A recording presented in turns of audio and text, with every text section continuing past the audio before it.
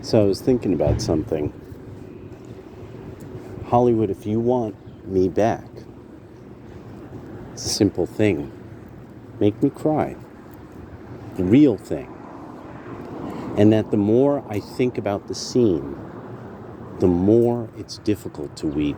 Make it last a decade. You might ask, that's a big ask. That's what kind of writer can do that? The death of the Tachikoma. The Tachikoma have their brain hubbed on a satellite. They don't know this. Throughout a TV series called Ghost in the Shell, I believe it was the first series, the one about the illegal immigrants. Another thing that the poignancy, Japan at the time starting to look at, we don't have enough people to keep our civilization going. That's in real life. In real life, they were having this issue. And so the writer made sure to write an episode that not only was it about illegal immigration and refugees of a future war in Asia that Masamune Shirow is quite certain is going to happen. The war in the Asian War is what he ends up calling it. And so there's all this lore around this plot point. So the reason why the story was so well written is because you see where the refugees in Ghost in the Shell were put. Well, a place like that really exists. It's one of the haunted cities of the modern world. It's an island that that was, I think, mined, and so it actually has like a city in the island. It's fascinating, absolutely fascinating. It's been long cleared out. Nobody lives there, but the United States, or what's called the American Empire in this story, they finally are staging a coup in Japan, is how the story goes. And because the operation isn't quite going, the end of the operation is the mysterious launch of an ICBM. Now, the whole team, they can't do anything about it. So there's slightly AI robots guide their own satellite into the oncoming ICBM, sacrificing themselves. And as this happens, the entire team, in their tactical gear at whatever stage, they're watching the ICBM climb, and then they hear music. They hear a children's song, "We're All Alive." The birds, the trees, the water skeeters, we're all alive and we're all together. And we all sing. It's a children's song from a Japanese school. And they all start singing as they're about to die. And it's one of the most beautiful scenes I've ever. It's one of the most beautiful things I've ever seen. Make me feel that. And you've got me back.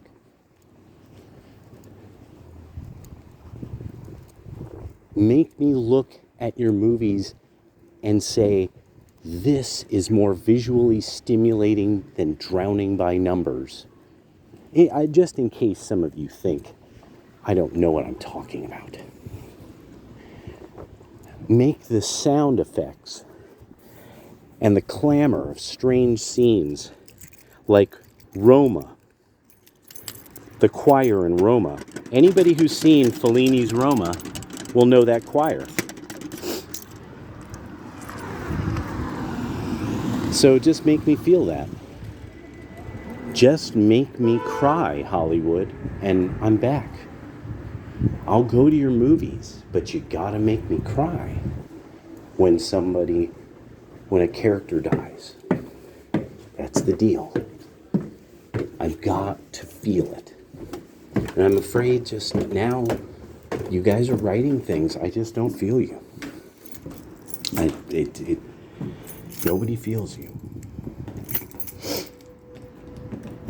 Make me dread the future.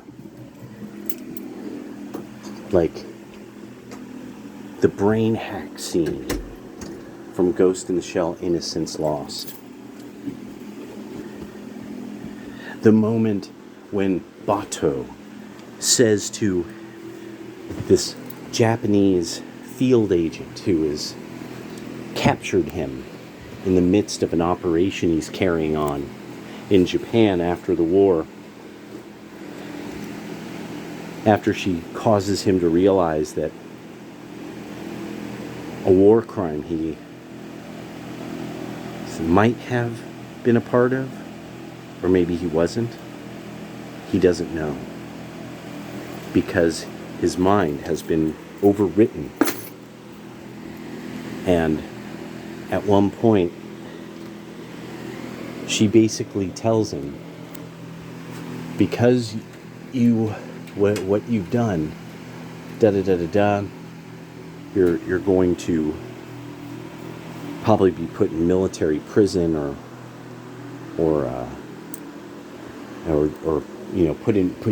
or face the death penalty or something like that. I forget, or extradition to the United States and So what ends up happening is she said that the authorities will arrive in 5 minutes,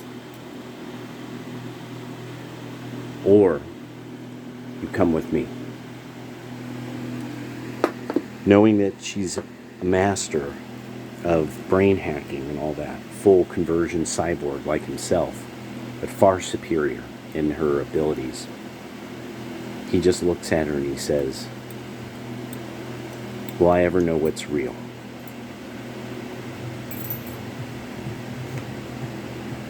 Make me feel the deep, powerful feelings that a lot of these movies of another era, of the 90s, of the early 2000s, make me wonder, who is Leon the cleaner? What was the story of Leon? The beauty of Leon's story is we never know. That's the beauty of it.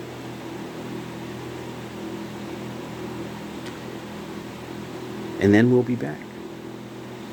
Make us...